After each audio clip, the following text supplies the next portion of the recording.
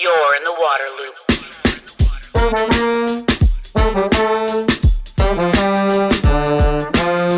loop, water loop, water loop. Hey everyone, this is Travis with Waterloop. I want to tell you about the Flume smart water monitor that I use at my house. Flume is the perfect device for tracking your water usage in real time with your smartphone. You can see exactly how much water you're using with showers, toilets, sinks, appliances, outside irrigation, any way you use water. Flume lets you set daily, weekly, and monthly water budgets. It also alerts you if there's excessive water use and if it detects a leak. In fact, right when I hooked up Flume at my house, it alerted me of a leak. I was losing a gallon of water every 6 minutes outside of my water line. Turns out it had been there for months, and I was wasting ridiculous amounts of water and money. I'm not sure when I would have found that without Flume. Flume is super easy to install. You wrap a band around your water meter, just like you put a watch on your wrist. Connect to Wi-Fi, download the app, and you're all set.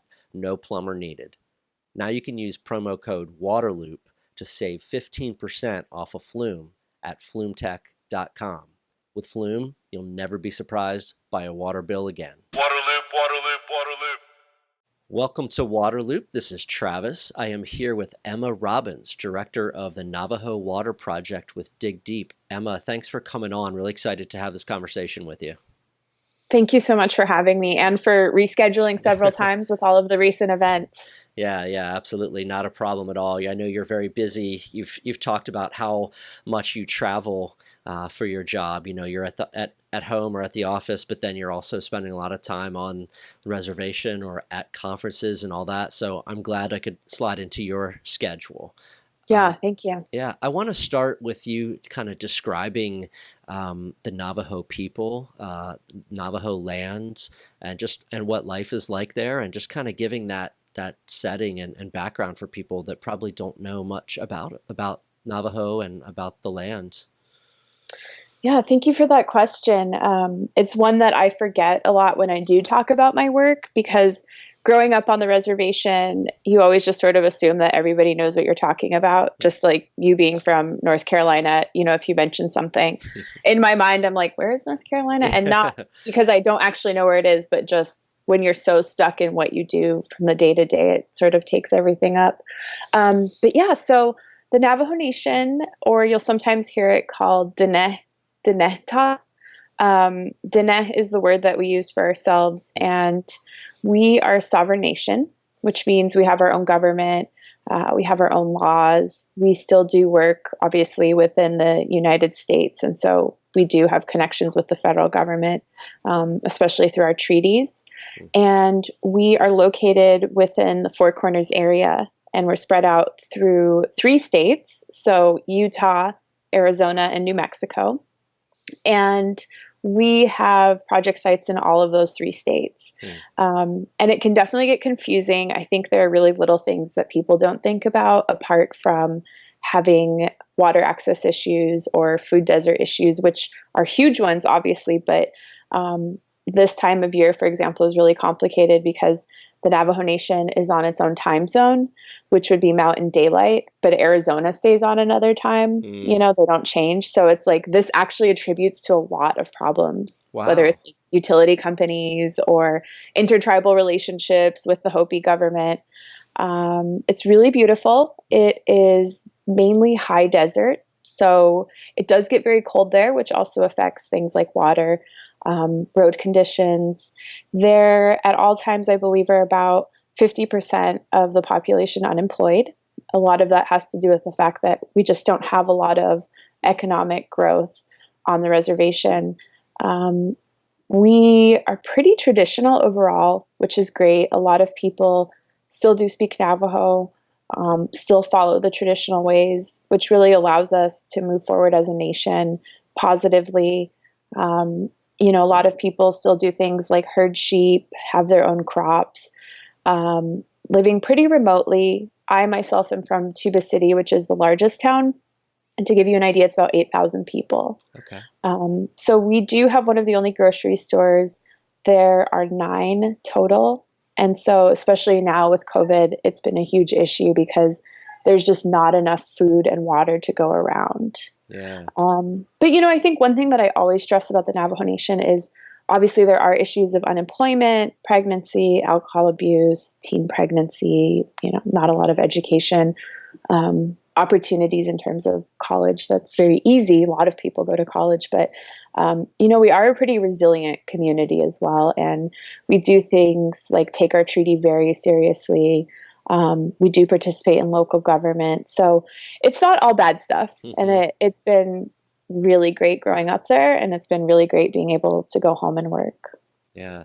And so you described where the Navajo Nation is, and it's mostly Arizona. I mean, right? Like the biggest chunk of the land is in Arizona there, kind of north and east of the Grand Canyon. If people know where that is, it's kind of that whole corner of Arizona spilling over into New Mexico and Utah, right? Yeah. Yeah. Yeah, I would say it's probably more in Arizona, but there is a pretty decent chunk in New Mexico. Okay. Utah's sort of a little scrap, and then it's literally like just the four corners. We just don't extend into Colorado. Yeah. Do you know how many like acres or square miles or anything that I is? I will definitely have to get back to you because no I problem. always get my stats mixed up. I'm like 175, 300. But Right. if we were a state, we would be the 10th largest. Ah, And okay. we'd actually be the size of West Virginia. Oh, got it. So it's a very large land mass. And you mentioned the city you're from has about 8,000 people. How many Navajo are there, on the land? On the reservation, there are a little bit more than 300. No, I believe on the reservation, there are 175,000 people. But total population of Navajos are about 300,000. So, obviously more than half of our population lives on the reservation. Again, a huge issue is just not having great census or data info. But within the Navajo Nation is a little piece of land, which would be the Hopi Reservation. And that's right across the street from where I grew up. So sometimes people count that nation as our census. I think there are about 3,000 people there, but, they're a totally different tribe. And they should not be counted together. They should work together, but not be counted together. Sure. All right. Well, thanks for giving some of that backstory there and that context and just understanding for folks what we're talking about. So I really want to hear about access to safe drinking water and sanitation. What is kind of the status? How would you describe that situation? Really great question. The statistics go up and down. So some entities like the Navajo Nation government, IHS, Dig Deep when we've done research, other institutions have said that it's anywhere between 30 and 40% of people that don't have access to running water. And that would include just having indoor plumbing and also sanitation. So obviously not having bathrooms, but rather using outhouses. Some people call them latrines, but I've never heard that on the res until I started working at Dig Deep. So I always just say outhouses. And, it's a huge percentage of people. A large part of it has to do with the fact that we are so spread out because traditionally that's how we live. Towns like Tuba City, where I grew up, we had running water. I was very fortunate to have that, very fortunate to have an indoor toilet. But the community that my dad is from, you mentioned the Grand Canyon, is just right there at the heart of the Grand Canyon, called Cameron, Arizona. And there, people don't have running water. A lot of people don't have running water. And so growing up, I always saw the two sides of it, living in the quote unquote big city and then going to Cameron on the weekends. And Cameron and Tuba City are also near some of the largest Superfund sites. So there's a lot of uranium that sometimes goes into the water, but it's definitely in the air. And there's a lot of naturally occurring arsenic as well.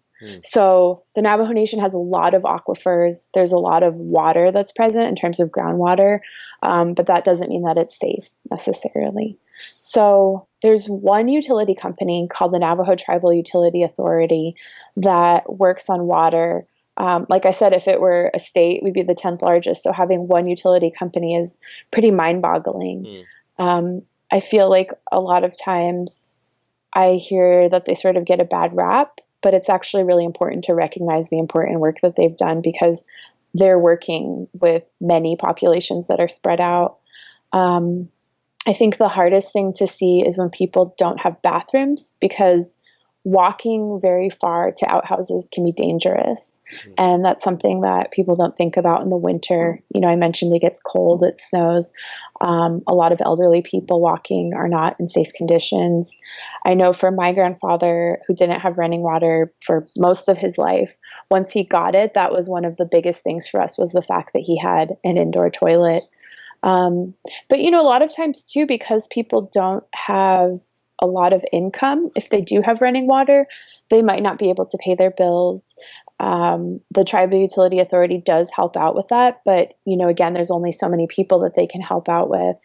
And as most of the time, to have running water, you need to have electricity, right? Unless it's like a gravity fed system, but you need to have a pump and a heater. And a lot of people don't have electricity. And so it's both not having electricity and not having running water. And that's a huge issue because that impacts daily life altogether. Yeah. And so you mentioned that people don't have the sanitation side, they don't have a toilet, how they deal with that. Yeah. What happens if people don't have access to, a tap in their house? How do they get their water? So people haul water from various sources. When I was growing up, my grandparents and my family would come to our house to fill up either with our hose, or they'd come inside and take showers, and just, wash clothes and get ready for the week to do different things. That was definitely a weekly thing. They can go to watering points that the Tribal Utility Authority has, so they can fill up there. The water is potable. But then a lot of times people don't live close enough to relatives who have running water, or to safe sources like NTUA's watering points, or their chapter. You'll probably hear me say chapter a couple times. The Navajo Nation is split up into 110 chapters. So those are our local governments, and the chapter house is where everybody gathers for different community events where their elected officials meet. And so a lot of time chapter houses will also have safe water sources. But not everybody lives close to their chapters. Not everybody lives close to families with running water or the NTUA points that I mentioned. And so often those folks might go to unsafe sources that are intended for livestock or agricultural use, or they're just abandoned wells or windmills. We see this a lot that do have radon in them or are not safe to drink at all. And that's just one of those things where there isn't like a posted list of tests that have been performed or the content of the water. But if that's what you've been getting for your whole life, you might not know that. Yeah, sure. What's the feeling about the situation with drinking water and sanitation? Is there a sense of frustration? Is there a sense of, does it create hardship? What's it, the feeling among the people? For me personally, and a lot of people in my generation, I don't think we realize how messed up it is until we actually leave the reservation, because it's sort of just a reality like, oh, my Nulli means like paternal grandparents, my Nulli or my Masane, which means maternal grandmother. We always think, oh, it's something of our grandparents. Like that's just normal. That's how they lived. My dad grew up in a 1-bedroom hogan, which is a traditional Navajo home. He didn't have running water. For us, it's something that I think, I don't want to speak for everyone, but speaking with friends and my sisters, you just don't realize how messed up it is.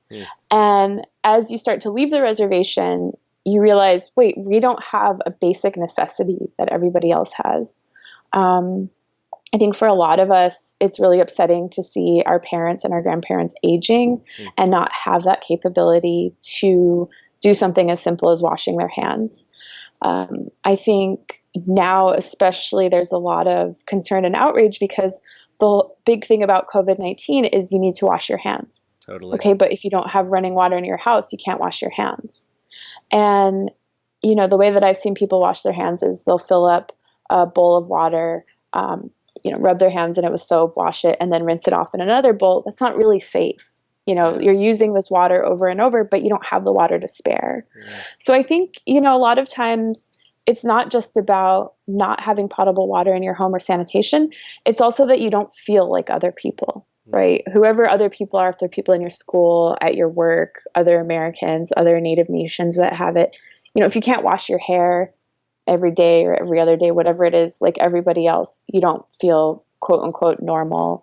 If you don't have clean clothes like everybody else does, you don't feel good. And it can really weigh on mental health. And that's something that I see a lot and a complaint that I hear a lot as well. And obviously, water is definitely a women's issue as well, specifically. And us being a matriarchal culture, women being in charge, we are used to taking care of our families and our community members, whether that means something like cooking a meal or else holding family meetings to discuss certain topics. We're also responsible for getting water generally. And so that really keeps women away from doing things a lot. I wouldn't say that's like the number one thing that I think about, but it's definitely an effect that I see and what other women on the res feel. Mm-hmm. And the situation with just not having a huge utility or lots of utilities or having the infrastructure, it's because, this is not developed land. This is a rural place, right? And that's how it was. And when it became a reservation, I'm sorry if I'm saying anything naive or incorrect, right? But No, not at all. When it became a reservation, well, there just wasn't infrastructure here. There weren't a series of towns and all these roads and all these governments to come in and put it in place. That's kind of why it's like this, right? Yeah. And I think, it's definitely something with the federal government and the American people where if it's out of sight, it's out of mind. So, we're an hour and a half from a large town in Arizona, Flagstaff. And when I meet people from Flagstaff or talk to them, that was the big town that we went to growing up to get groceries and, to go to the dentist or orthodontist or whatever. And people there just don't realize that that's something that's going on. And it's mind-boggling that we're so close to a First Nations land area and people don't think about it.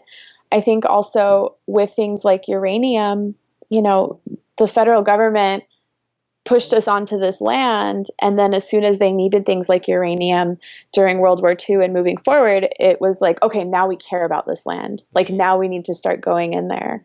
But yeah, I mean, it's like many rural communities in the US where it's not like I have some vendetta against people in cities. Obviously, I live in a city. But I think people just don't realize it because they've never been to rural areas. Yeah, I mean, there's a lot of similar situations, I guess, in Alaska, with the Native Alaskans. And I know there's a lot of communities along the U.S.-Mexico border that are in a similar kind of situation, just with that lack of infrastructure. All right, let's switch to solutions and positive stuff here. Okay. Yeah, that sounds great. Yeah. So what's the approach of the Navajo Water Project? How do you go about trying to address this? How do you go about trying to get drinking water access, safe drinking water, and the sanitation side? So great question. I love that idea of talking about solutions because I think often we get so caught up in what the problem is. Yeah. And that's extremely important to discuss, but also really important to focus on the ways that we can solve these problems. So the Navajo Water Project has several facets. We have designed systems that are meant for off-grid families. So meaning people who probably will never get plumbing connections to main water lines or electricity. Just because, as I mentioned, traditionally we live so spread out from each other that there might be like a homestead of several families, but it just doesn't make sense economically to install a water line when it's way the heck out there. It's like going to be millions and millions and millions of dollars. Everyone deserves to have running water. Everyone deserves to be hooked up to a line, but unfortunately it's just not a reality. So coming up with this creative solution has been really great. What we do is for those families, we install a pretty basic cistern system. So there's an underground cistern tank, which is about 1,200 gallons. There's a series of plumbing. There's a pump. There's a water heater. There's a particle filter, and then a kitchen sink. And so one of our biggest missions is to make sure that everyone has hot and cold running water because hot water is important for, obvious reasons. And so that's one piece of work that we do. In order to fill up those cistern tanks, we develop water truck routes. And we always partner with a local local partner.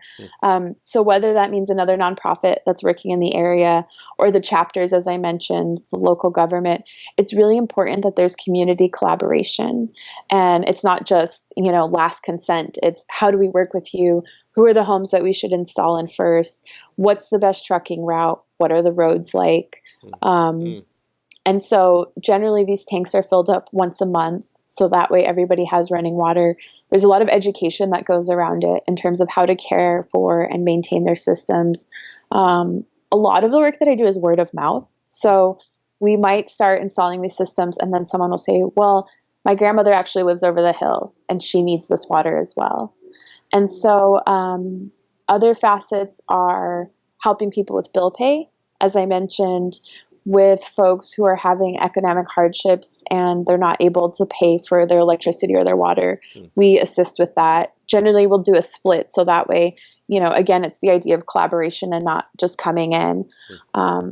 It's, working on a Native nation is very different than working in other areas. And I think that's something that the organization as a whole has had to learn. It's something obviously that I've known growing up my entire life, but it's not just this copy and paste solution. So, someone might say, oh, well, why don't you do rain catchers for drinking water? Okay, it doesn't rain that much on the reservation. Right. Or, people say, well, why do you do the cisterns underground? Because it freezes. There are just very specific reasons for these things. And so far of these systems, we've installed about 260. So in, like I said, Arizona, Utah, New Mexico. And bill pay, we assist with that mainly in New Mexico because other people just don't have the possibility to have running water in Utah and Arizona. And then we do things like assisting different community centers or schools to replace plumbing, to install water heaters. This is like my favorite project that I've ever worked on the reservation. And I always say it's probably the most important thing I've ever done in any career. My background is actually in the arts, so it hasn't always been water work. That was going to be one of my questions is like how you got into this. Obviously you have the deep, long personal connection, but I mean, this is, water and figuring out the funding and the technology and putting it all together. It's complex stuff. So it's very complex. And that's why I think with the school that we did, it's a special needs school and they had over 25 buildings. They were reporting water that was coming out black and stinky. And so what we did was we went in and replaced the plumbing. They had high levels of copper and lead just because they couldn't afford to do this on their own. Their water source was totally safe. It was just internal things. And, this is a school of adults and children who are special needs ranging from being moderately autistic to totally non-ambulatory and having things like trach tubes and feeding tubes and really just working with them. And that, again, word of mouth, that was something where it's like somebody heard of something and so they told us and we researched it. But that's also sort of how I got involved in this work was my background has always been in the arts. I actually lived in Argentina for 4 years. And I was doing research on communities there that was happening, the art movement happening after the last dictatorship, so 76 to 83. And then when I moved back to the U.S., I went back to art school. I had done art school for a year in Chicago. And I eventually started working in a gallery as director and then moved on over to another gallery. And during this time, my family had told me that they had read articles about Dig Deep or the Navajo Water Project, which was in its super beginning stages when I first started. I think they had done one water installation, one home water system. When was this, would you say? Back in 2015. Okay. And I've now been with Dig Deep for 4 years. So it wasn't until I read an article in the New York Times about it that I reached out to our CEO, George, and had said, hey, I'm in Chicago. Here's a list of my credentials. I'm also an artist and maker myself. And, it was just sort of like, I can volunteer. I also have a lot of connections on the reservation if you need any help. And George wrote back, and like several months later, they invited me to LA, Dig Deep, to just meet with them. And they said, we have an upcoming job. We think you'd be great for it. Would you just kind of keep your ears and eyes open? We'll send you the information. And for me, I'm extremely happy in my job. Like I would never leave it, Right. But a lot of the work that I was doing prior was a lecture series, and in my own artwork, it's about living conditions on the reservation, including water. So there was sort of just this exact moment. I totally remember it was during Art Basel, which is a pretty big art fair in Miami. And I'm sitting there and I'm listening to these conversations about selling pieces of artwork and investment. And I'm like, this is not a good usage of my time. Wow.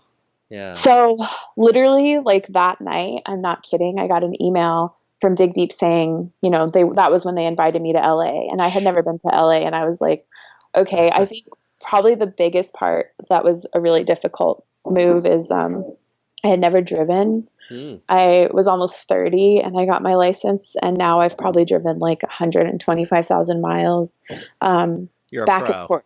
Yeah. I'm a pro. I have an F-150. I love my truck, Oh, and I yeah. have it because I have to haul water parts. Okay.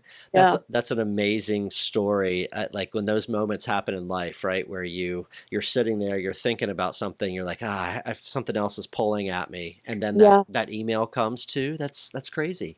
Yeah. Amazing. It's been good now. Yeah. And I can't believe it's already been 4 years. Yeah. Feels like it's only been like a couple months. Well, and I was going to ask about, specific success stories that really stand out to you. That one about the school, that's really amazing. Is there anything, have there been any other moments, accomplishments through this project the past 4 years or so that have just, really stood out to you? For sure. I would say there's one community it's a chapter called Navajo Mountain, and there's one area called Paiute Mesa. And it is the most beautiful place that I have ever been in my life. My family from other parts of the reservation will be like, what are you talking about? But no, it's really beautiful. But they have a very unique situation because they're split between Arizona and Utah, and they are in 3 different counties, and then they're on reservation land. And so because of that, there's always issues with funding for them. They're always pushed to the back burner. They didn't get a paved road in a certain part of it, only a certain part, not the whole part, until 2014. And it's so rural that when the federal government was rounding us Navajos up for the long walk, which was, our death march essentially, they couldn't get anybody there because it was so rural. And they were like, oh, it's not worth our time. And so people who live there have lived there forever. Like my family, where we live, it's because we were relocated after the long walk. And it was really unique. They never thought they'd get running water there. I worked very closely with Indian Health Service, who also does water line connections and similar cistern systems. And this really great woman had reached out to me and said, you should talk to this community because they're pretty low on our list right now, not because they're important, but because we just don't have the funding or the means right now. And so we've now installed 18 systems there in technically the most rural part of the reservation and in the country, one of the most rural parts in the country. And it's amazing because it's really helping people out there, and it's most of the people that live out there, it's just life is already so hard by living so rurally. And so that's been a really big success story as well. And I think also 2 other really big successes, which are kind of combined into one, is we've done a lot of economic development on the reservation by creating jobs. The people who work on our projects, I always give them such a big shout out because our water and solar technicians are the people who are actually installing these systems every day. And so everyone is from the community. We have 100% Diné or Navajo staff for the Navajo Water Project and on the reservation. And a big success for me is that I've also elevated Dig Deep and the Navajo Water Project on the reservation to be a $15 an hour organization. And so that's been like a really big part of my career because I think, you have to invest in communities. Yeah. How are we going to like elevate ourselves if we don't have money? That's where we are right now. Yeah. I was curious about funding for the Navajo Water Project and Dig Deep. You're doing these incredible work, putting in systems, doing truck routes, all this kind of stuff. So how is the funding put together to make all this happen? Yeah, important question for nonprofits, right? Yeah. I don't, it isn't until recently that I've had a lot to do with the funding. One of our director of development left to work on a political campaign, and she had always been doing this stuff. And then I helped when she left. And I mean, it was really sad for me to have her leave, but I helped a lot with it. And so we get a lot of money from foundations, private donors, grassroots. We don't currently receive any government funds. And a lot of that is just because things are so up in the air with government funding a lot of times, especially with current administration and current programs. And so for now, the Navajo Water Project sort of stays away from that just because we need to have like a constant source of funding. Last year, we like doubled in size and finances. So that was really exciting because we're able to help other people. But I'm always really surprised at how much support, whether it's financial or in-kind donations, that we get just from like everyday people. Wow, that's awesome. Yeah. Well, yeah. Well, that's amazing to hear about that growth. I mean, hopefully kind of the continued exposure. I mean, I've saw dig deep in some reports last year, and I know you're kind of getting out at different conferences and different webinars. So hopefully that can just kind of keep feeding into this. Yeah, it's been amazing to see people start to care about Native nations and the reservations because it's something that just is not reported on often. And I think a lot of times what I always really enjoy is when people ask me about water, but then it also leads into other conversations about living conditions on the reservation and how to be a responsible ally, whether it's through funding or sharing that information with others. Yeah. So we've been really, really fortunate. So what do you think the future looks like for the Navajo Water Project and for the reservation as far as, the water efforts here and having people have access? I mean, just kind of continuing to chip away, or do you have big goals, or you want to get to certain targets, or? Yeah, I mean, this is something that, we struggle with a lot because although we've really grown in size, it's still a small org. And so we definitely try and get as much work done as possible. I think a lot of times it's really hard to do things when you don't know what you're dealing with. So again, not having a lot of data. I've been working a lot more closely with Indian Health Service and the Navajo Nation tribal government because we are able to exchange pieces of information. And again, like I said, as the example with the woman from Indian Health Service, her pointing out a community to me that might not have been on my radar. So definitely still expanding the program. Meeting with community members is a huge part of my job and something I love. And identifying key responsible community members who will make sure that the project is ongoing and sustainable, because we don't want to start something up and then, hand it off to a community and it just, they don't have the capacity to do that, which obviously there are a lot of things going on.